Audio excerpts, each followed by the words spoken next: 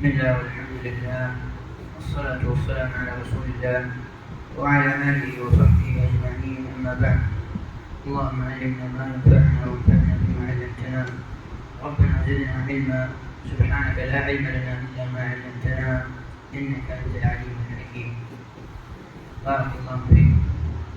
قال الله تعالى: اقرأ باسم ربك الذي خلق خلق الإنسان من علق اقرأ وربك الأكرم الذي علم بالقلم علم الإنسان ما لم يعلم. ആയത്തുകളാണ് അല്ലാഹു തആല ആദ്യമായിട്ട് നമ്മൾ കൽപ്പിച്ചത് എന്താണ്? വായിക്കാനാണ്. നമ്മൾ വായിക്കുക, പഠിക്കുക, അറിവ് നേടുക. ഇതാണ് ആദ്യത്തെ കൽപ്പന അല്ലേ? അള്ളാഹിന്റെ പേരിൽ വായിക്കും, അഥവാ അള്ളാഹുവിനോട് സഹായം ചോദിക്കും. അള്ളാഹുവിന്റെ സഹായം ഇല്ലെങ്കിൽ നമുക്കൊന്നും ചെയ്യാൻ കഴിയില്ല. എന്നിട്ട് അതിന്റെ അഞ്ചാമത്തെ ആയത്തിൽ എന്താണ് പറഞ്ഞത്?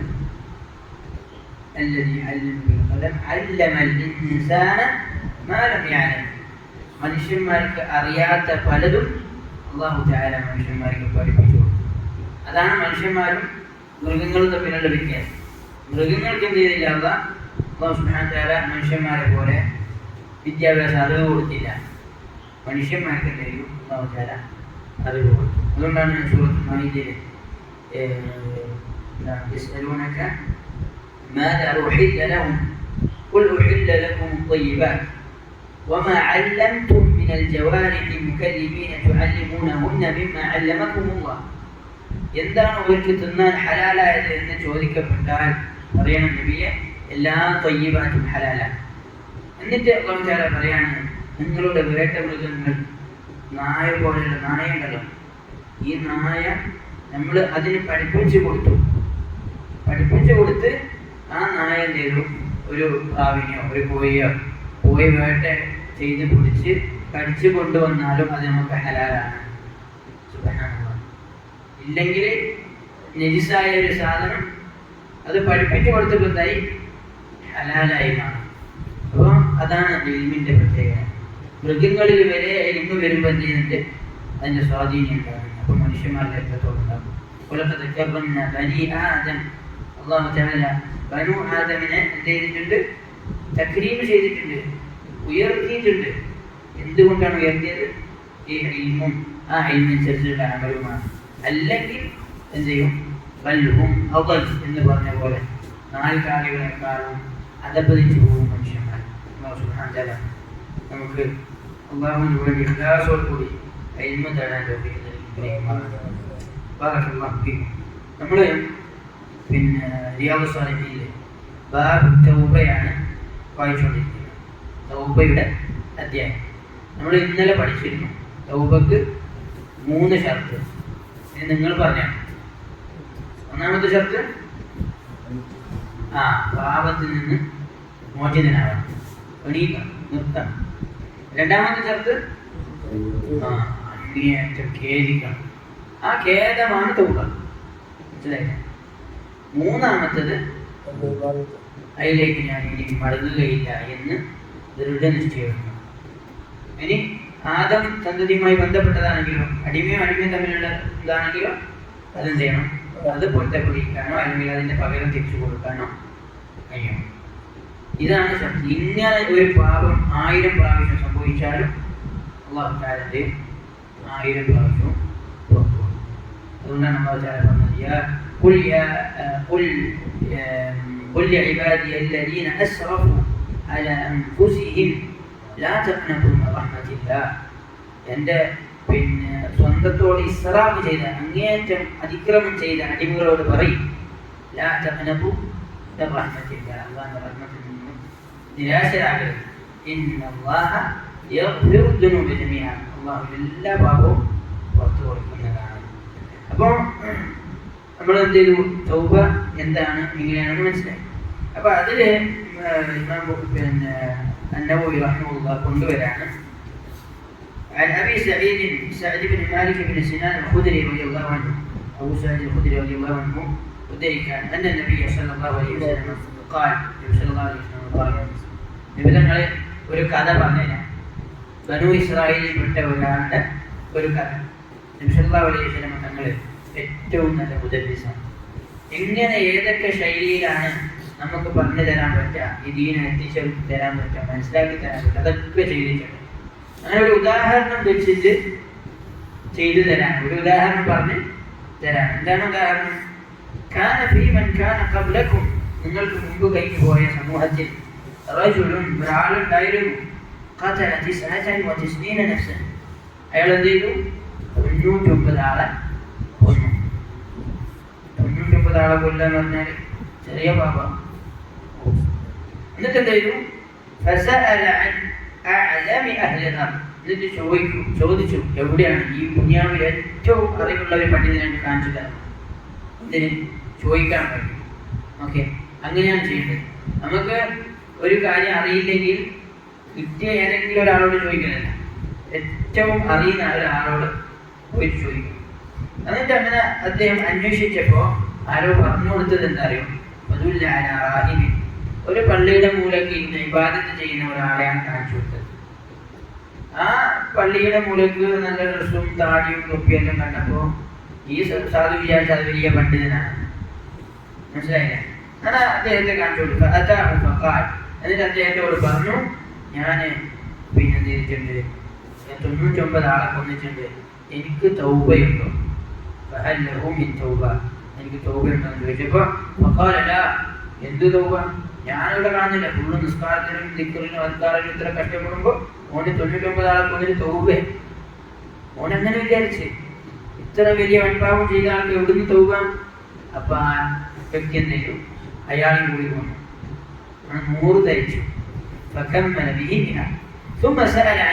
എന്നിട്ട് വീണ്ടും ചെയ്യുന്നുണ്ട് അദ്ദേഹത്തിന്റെ നെഞ്ചില്, ഹൃദയത്തിൽ വീണ്ടും ഒരു സങ്കടം. എനിക്ക് തൗബ ചെയ്യണം, മടങ്ങണം, പിന്നെയും അന്വേഷിക്കാൻ എവിടെയാണ് പണ്ഡിതൻ. ഇതാണ് അല്ലാഹു തആല എത്ര കാഠിന്യ ഹൃദയനാണെങ്കിലും ശരി, അവന്റെ ഉള്ളിലൊരു സത്യം അന്വേഷിക്കുന്ന, നന്നാവണമെന്നുള്ള ഒരു വെളിച്ചമുണ്ട്. അതാണ് അല്ലാഹു തആല പറഞ്ഞത്, കുല്ലു മൗലൂദിൻ യൂലദു അലൽ ഫിത്ര, എല്ലാ പിന്നെ ജനിക്കുന്ന കുട്ടികളും ജനിക്കുന്നത് ഫിത്രത്തിലാണ്, ഏറ്റവും നല്ല നേച്ചറിലാണ്. ഉപ്പയും ഉമ്മയാണ് എന്ത് ചെയ്യുന്നത്, അല്ലെങ്കിൽ ആ സാഹചര്യമാണ് എന്ത് ചെയ്യുന്നത്, അദ്ദേഹത്തെ മാറ്റുന്നത്. അങ്ങനെ ഈ വ്യക്തി എന്ത് ചെയ്യും? പിന്നെയും അന്വേഷിക്കുകയാണ് എവിടെയാണ് നല്ലൊരു പണ്ഡിതനെ കിട്ടാന്ന് ചോദിച്ചു.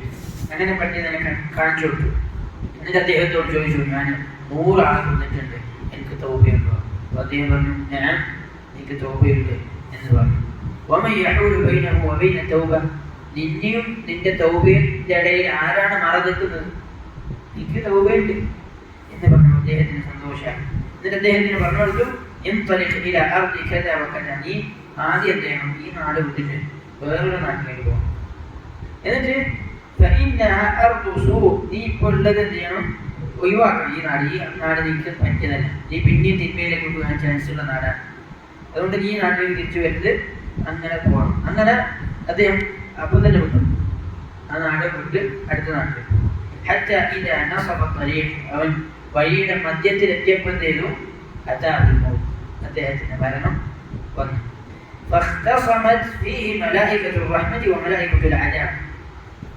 റഹ്മത്തിന്റെ മലക്കുകളും വന്നു, അജാബിന്റെ മലക്കുകളും വന്നു. അജാബിന്റെ മലക്കുകൾ മുമ്പേ തീരുമാനിച്ചു, ഇത് പിന്നെ നമുക്കുള്ളതാണ്, 99 ആളെ കൊന്നു, തൗബ ചെയ്തിട്ടില്ല. റഹ്മത്തിന്റെ മലക്കുകൾ വിചാരിച്ചു ഓൻ തൗബ ചെയ്യാൻ വേണ്ടി പോകുന്നുള്ളത്, അപ്പൊ ഓനെ അമ്മ കൊണ്ടുപോവാ. അപ്പൊ അങ്ങനെ എന്ത് ചെയ്തു? 2 ടീമും നല്ലായി മലക്കുകൾ. فقالت ملائكة الرحمة جاء تائبا, ഇദ്ദേഹം തൗബ ചെയ്തു വന്ന മറ്റാളില്ല, തൗബ ചെയ്തിട്ട് ഒരു നന്മയും കൂടി ജീവിതത്തിൽ ചെയ്തില്ല എന്ന് പറഞ്ഞ് അപ്പോൾ അല്ലാഹു തആല ഒരു ഹാക്കിമായി അവരിടയിൽ വിധി കൽപ്പിക്കാൻ വേറൊരു മലക്കിനെ അയച്ചു. എന്നിട്ട് ആ ആളോട് പറഞ്ഞു, ഈ 2 ഭൂമിയും തമ്മിൽ എത്ര ദൂരമുണ്ട് എന്ന് നിങ്ങൾ അളന്നു നോക്കും. ഏതിലേക്കാണോ അദ്ദേഹം അടുത്തത് അതിൻ്റെ ആൾ കൊണ്ടുപോയി. ചീത്ത ഭൂമിയിലേക്കാണ് അദ്ദേഹം അടുത്തിട്ടുള്ളതെങ്കിൽ അദാബിന്റെ മലക്കുകൾ കൊണ്ടുപോകാം. നല്ല ഭൂമിയിലേക്കാണ് അടുത്തിട്ടുള്ളതെങ്കിൽ റഹ്മത്തിന്റെ മലക്കുകൾ കൊണ്ടുപോകാം. അങ്ങനെ അളന്ന് നോക്കുമ്പോൾ അദ്ദേഹം എന്നിട്ട് പിന്നെ ഓന് ഏത് നാട്ടിലേക്കാണ് പോകാൻ ഉദ്ദേശിച്ച ആ നാട്ടിലേക്കാണ് അദ്ദേഹം അടുത്തിട്ടുള്ളത്. വേറെ റിവായത്തിൽ കാണാം അള്ളാഹു ഭൂമിയിൽ വഹി കൊടുത്തു, ഈ ഭൂമിയോട് വലുതാവാൻ വേണ്ടി പറഞ്ഞു, ഈ ഭൂമിയോട് അടുത്ത് വരാൻ വേണ്ടി പറഞ്ഞു.